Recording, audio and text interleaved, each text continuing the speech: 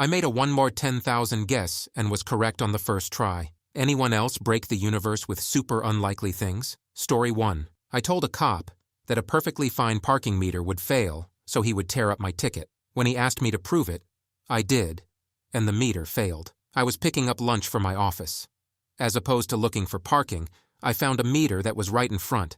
I never use meters if I can help it, mostly because I don't have any change. So I park and run inside, hoping this lunch pickup would take just a minute. This restaurant was notoriously speedy. Of course, they were running late this time.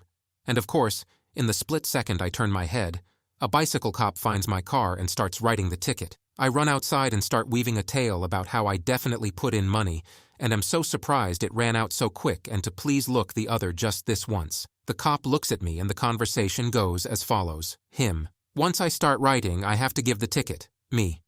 Come on. I definitely put in money and it ran out so quick. Him. Well, did the meter fail? That's the only way I can tear up the ticket. Me. Yes. It failed. That's what happened. Of course. Him. Prove it. Figuring I had nothing to lose, I said sure. I had to run inside the restaurant to get change, 'cause I had none in the first place. I get a dime and run out to the waiting cop and say, watch this. As soon as my dime goes into the meter, the screen flashes, fail. There was absolutely nothing wrong with this meter before I put that dime in. I figured I lied so hard I changed the universe. The cop tore up the ticket. Guy memorizes when the next meteor shower is when the girl's heart. Story 2. Early in our relationship, my husband and I took a walk on a clear, starry night. He put his arm around me, looked up at the stars and said something like, I love you so much. If I could, I'd make a shooting star just for you to wish on. Right there, and he pointed at the sky. Immediately afterwards, a shooting star appeared exactly where he pointed. No shot. I had to marry him because clearly he was some sort of wizard. Story 3. An unnamed man and I have ran into each other approx. 20 times in my life. I'm 23. I really don't know this guy, but I have ran into him at least 12 or so times I can specifically remember. And there's other times that I just can't pinpoint. The first time I remembered seeing him, again, was at Disneyland when I was about 9. Since then, I have seen him in the most random places. Like Disneyland another time, Niagara Falls, a camping spot somewhere in Nevada when I was about 14, the LA County Zoo, and a racetrack in Colorado about 4 years ago.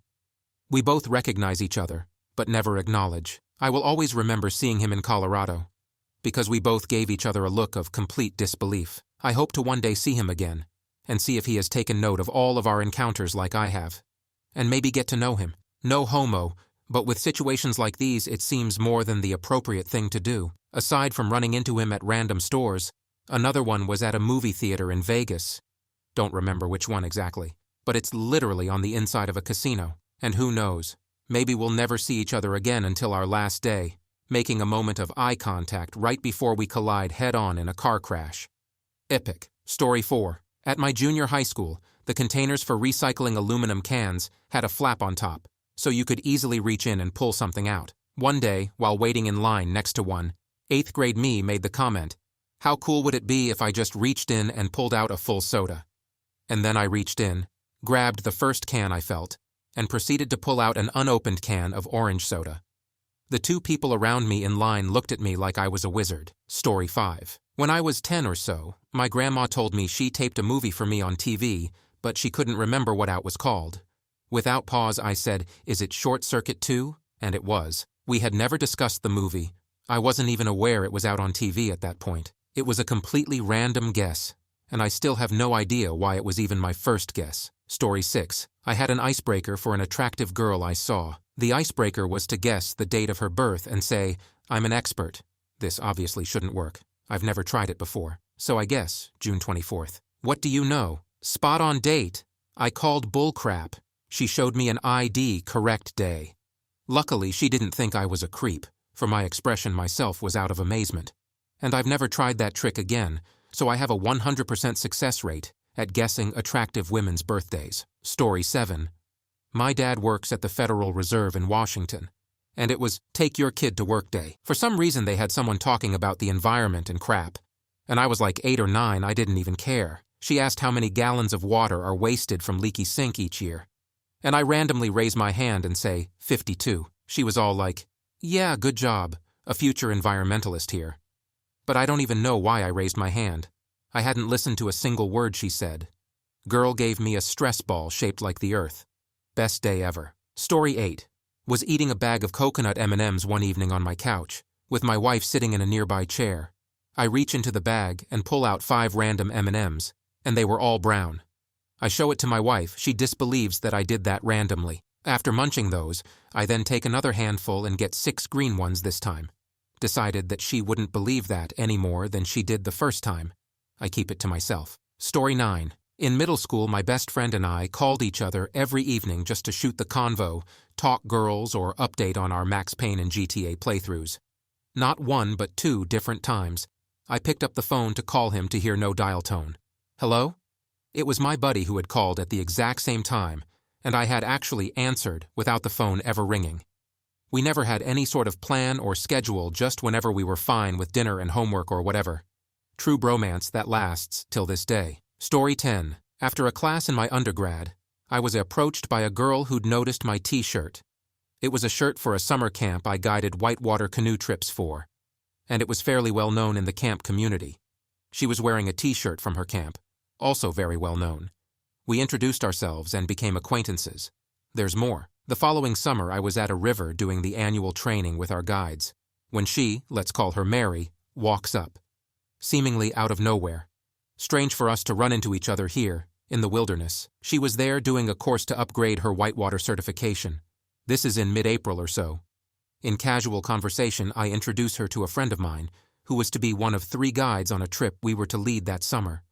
There's more. That summer, the 3 of us guys, with our 9 campers, paddled from Western Ontario, Canada, near the border of Manitoba all the way across the province, 750 kilometers over 25 days, on a river called the Ottawa-Pisket, which ends in James Bay. We had to take a train for over 24 hours from a couple hours north of Toronto to get to the start.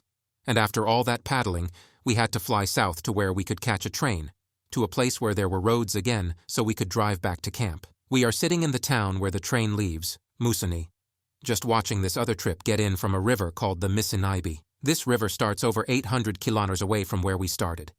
It flows from the south and they paddled right into the town we were in. We see some kids portage, carry their stuff, over the hill toward us, and we notice they are using wanigans. Wanigans are an old voyageur style of packing things that amounts to putting all your stuff in wooden boxes and carrying it with tump straps, a strap that goes over your forehead. We speculate idly on which camp that might be, using wanigans. Other than us, we couldn't think of many that did. I guessed one camp, and Mackie, my fellow guide, said, "I don't think I know anyone from there." I said, "Yes, you do. You know Mary." "Mary?" "Yes, Mary. I always run into her. I randomly ran into her at training this last spring. You don't remember?" Faintly recalling. I think, "Yeah, that girl." I point at Mary, the next girl to portage a canoe over the hill. Needless to say, we were shocked and overjoyed to have someone to talk to on the long ride home about our experiences that wasn't part of the small cult that inevitably forms on long trips like this. There's more. The next summer, I decide to talk a whitewater rescue technician course, to keep me current, pun intended, for trips for the next few years. Mary is the first person to walk out of a cabin as soon as I pull up. She's doing a bit of work on the side for the company. Of course, there's more. About 4 years later, I found myself in Mongolia. I was at the end of 10 months of traveling and hadn't seen anyone I knew without planning at first. I'd lived in New Zealand, Vietnam, and after catching a case of typhoid fever, separate story, needed to head home with my newfound low budget, but not before one last adventure. The plan was to do a 20-day self-guided horse trek with a friend I'd met up with. We were both canoe guides at the same camp in Canada, so we figured we could hack this trip if we treated it like a canoe trip with horses. It worked out. A couple days before heading out into the steppes to start preparing, we were running around Ulaanbaatar, the capital, looking around and finding gear we hadn't brought with us. We were the only white people around as far as we could see that day. Walking along, talking with my friend. Another white face caught my eye walking the other way. At this point, I'd been in Asia half a year and forgot I was white until I looked at my hands or in the mirror and regarded Westerners with the same intrigue the locals did. As the other face passed me in the crowd, we locked eyes, and after 3 steps I froze in my tracks as recognition kicked in. I turned back to see her staring at me.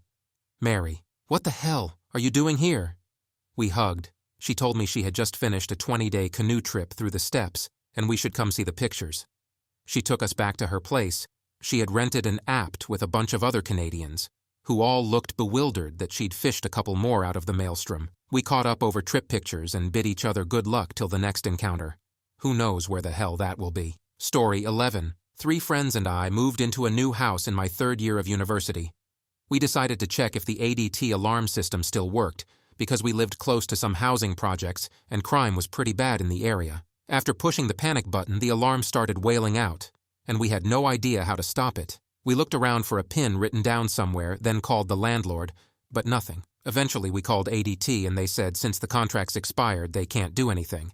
We also tried flipping the main power off, but it must have had its own PSU. So I did the only thing I could think of. I started jabbing at random numbers on the keypad, hitting doubles every 3rd time. After about a minute, the alarm cut off. It was probably a 5-digit PIN. Not bad, considering the odds. Story 12. A friend of mine growing up had a similar situation.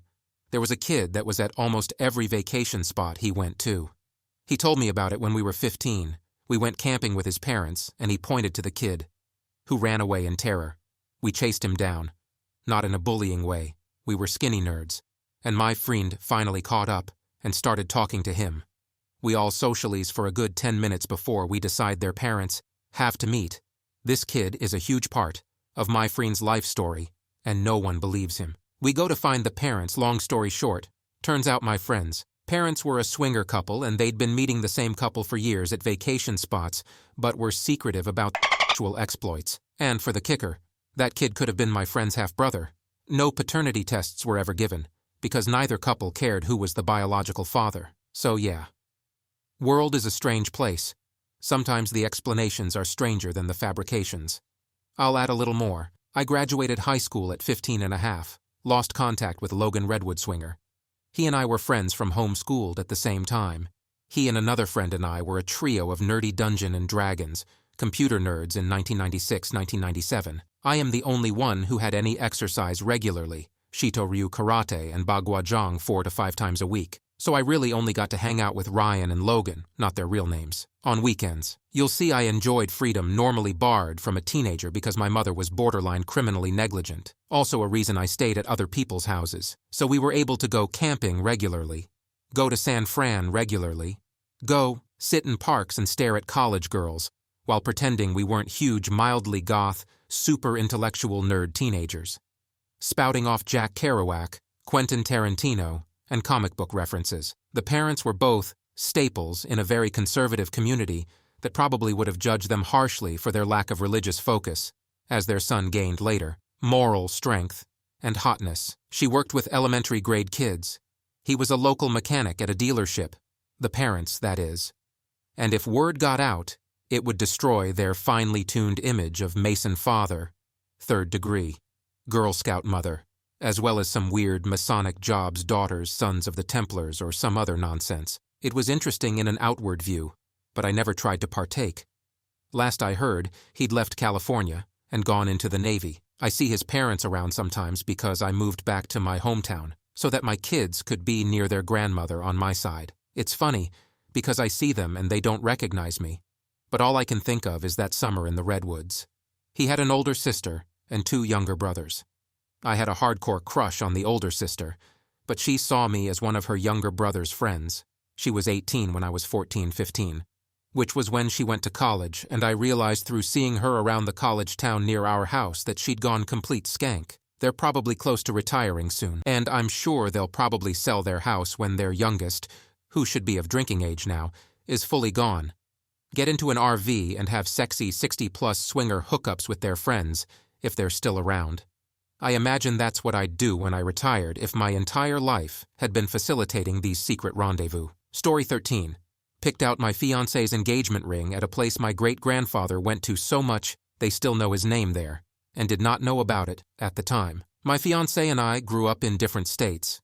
She was from Montana and I was California, but we both ended up moving to Oregon, and that's where we met. After dating for a year and a half or so, we decided that we wanted to get married. No big rush or huge announcement or anything, just decided we were right for each other and wanted to make it official. She stuck with me through my first bout of cancer, and I knew then that she was the one for me. A couple of weeks after that, we drove to Montana to visit her family. We had been on the lookout for a good engagement ring for her, but we didn't want anything fancy or expensive, and she wanted to help pick it out instead of me, surprising her with one, which I was completely okay with. So on our way back home from Montana, we stopped at a small restaurant store combo where they have a small selection of jewelry. It's a place called the 50,000 Silver Dollar Bar, and is actually pretty well known. It is exactly what it sounds like. 50,000 silver dollars line the walls of the building. It is right before, after, not sure which, a large pass that is hard to get through in the snow. Anyways, we go in, and she finds a ring that she loves, and we get it for her. Later on in the trip, on the way back, we stopped at a waterfall in Oregon, and I officially proposed to her with it. It was a good moment. Fast forward a half a year later, we are talking with my grandma, telling her the story. Her jaw kind of drops a little, and tells us that my great-grandfather used to work as a tow truck driver, and when that bar opened, he would go, wait there, and wait for people who needed to be towed when the weather was bad. Apparently, he spent a lot of time there.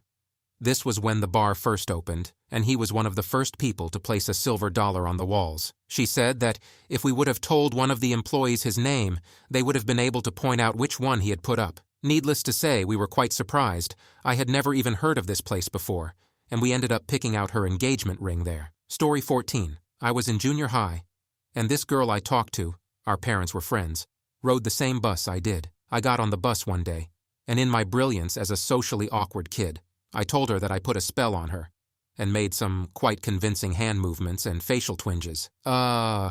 She said, and sat down in her seat, ignoring me. The next day she gets on the bus in much of the same way. I asked her how her day was, and as I randomly pulled something out of thin air, asked her if the curse I had put on her had worked. Did you hurt your hands at all? Her face went pale. She took her hand out of her jacket pocket to reveal 3 fingers taped up. She told me she had slammed them in her locker that day. I was just as surprised as she was. But of course, I didn't let her know that. She told her parents that I had cursed her, and consequently, mine heard about it all as well. Never again have I ever felt that lucky at a guess. Story 15. Me and a bunch of friends were out in the middle of a huge field outside our high school one random afternoon. We had been throwing a frisbee, but had slowly sank into just standing around and talking. A few of the girls were on the ground parsing through the clovers that are all over the place. There are tons of clovers all around. One of the girls is one that I'd had my eye on for a while and had been flirting with on and off. I ask her what she is doing. Looking for 4-leaf clovers. I've never found one, she says. I find them all the time, I respond, which is actually somewhat true. No, you don't, she says. Yep, in fact, there is one right there, I say. And standing up, I reach down and pick a single 4-leaf clover out of the whole clover patch. Everyone is flabbergasted, and I give her the clover like a boss. Ended up dating her for a year, and later found the clover taped to her mirror. Story 16. I drew 5 cards off the top of the deck. 2 of diamonds, 7 of clubs, 6 of hearts, J of hearts, 4 of spades. The odds of me drawing those exact cards are about 1 in 650,000, but I did it on my first try. Story 17. At a Knowledge Bowl competition, the rules are if you hit the buzzer, then they stop asking the question and you have to answer it. The buzzers are also very sensitive. The question comes, the first 6 words. BZZs. A guy on the other team had accidentally hit the buzzer. His eyes got really wide and he says, "Oh crap, it was the best of times." Bam. Right answer. All 3 teams were stunned. Story 18. I was hosting a poker game at my house a few years back. As a hand is being dealt, I got up to change the music or something to that effect. Bet comes around to me, and from across the room I say, "I'll raise some amount blind on my pocket aces." I was gone from the table before the deal started, so I certainly hadn't seen the cards. A couple people called, knowing they had something, and I had no idea what I had. I have a bad habit of playing really stupid when I get up in cheap poker, $10 buy-in I believe, so I decided to persevere. I never once touched the cards, continued to play them as if they were aces. Got down to me and one other. He raised, I called, he flipped over pocket kings. I asked him to flip mine, which were still laying exactly where they were dealt. They were, of course, pocket aces. 'Twas a shinning, glorious moment. Story 19. Went to Vegas with my wife. She didn't quite get the rules of reality. She saw the 20 minimum and thought the whole 10 had to be played on one bet. She bets 20 on 27 and wins $700 in her first play in Vegas. We ate well the rest of the weekend. Story 20. I'm in Canada. I was 15 years old and came home from school for Christmas break. My mother said, "You will never guess who we got a Christmas card from." I said, "That little motel we stayed in on our way to Detroit last summer." She just stared at me in disbelief. I was right, but I don't know why I thought of that.